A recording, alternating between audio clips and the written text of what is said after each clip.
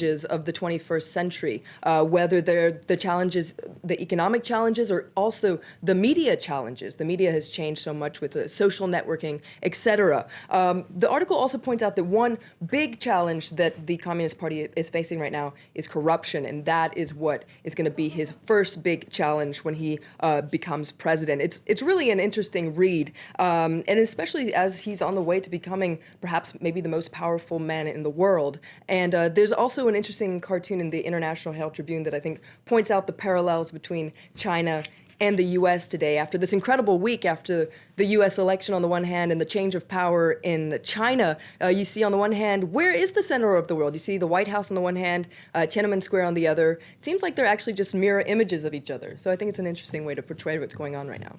Absolutely. We're going to move on to a different story, and that's the BBC's Director General resigning over the weekend, and he hadn't been in the job for very long at all. Not long at all. He resigned on Saturday, Georgia Entwistle. Now this comes after the scandal is rocking the BBC, after one of their shows wrongfully accused a member of the Conservative Party of being part of a pedophilia ring. Now, on the cover there, you can see that Lord Patton, the chairman of the BBC, appeared on television yesterday, and he said that more heads will roll. And it comes as at a bad time for the BBC, because recently the BBC had come under fire for not revealing allegations that one of their star hosts, Jimmy Savile, had been also involved in a child's sex abuse scandal.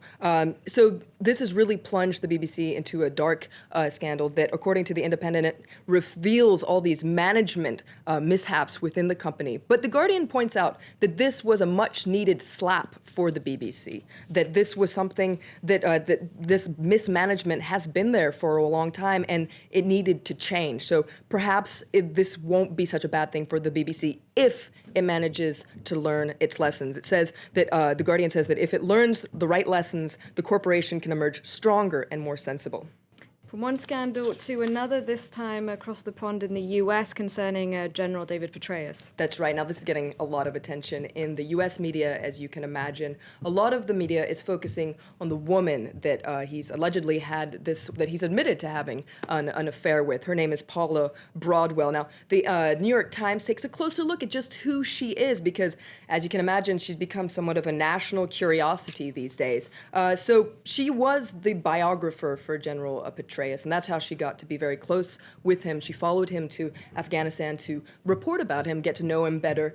So she reportedly got to know him while going on runs with him in Afghanistan. The New York Times goes and investigates what she was like back at home, though. She is living in Charlotte, North Carolina with her husband, and they interview a bunch of her neighbors who say that she just seemed like a friendly soccer mom who was very busy and ambitious, but nothing much more out of the ordinary. Now, the whole story was uncovered because of an FBI investigation, because she allegedly sent harassing emails to another woman who is also getting a lot of attention in the press. It's just emerged that she's been identified as Jill Kelly of Tampa, Florida. She's reportedly a close friend of the Petraeuses in general, so I'm sure we'll be hearing a lot more about her in the days to come. Have you seen the footage of Paula Broadwell doing push-ups? Push-ups? I have not seen that yet. It's pretty impressive. That's all I'll say about that. Anyway, thank you very much, Florence, for taking us through the papers. You're watching Live from Paris. Let's take another look at the headlines.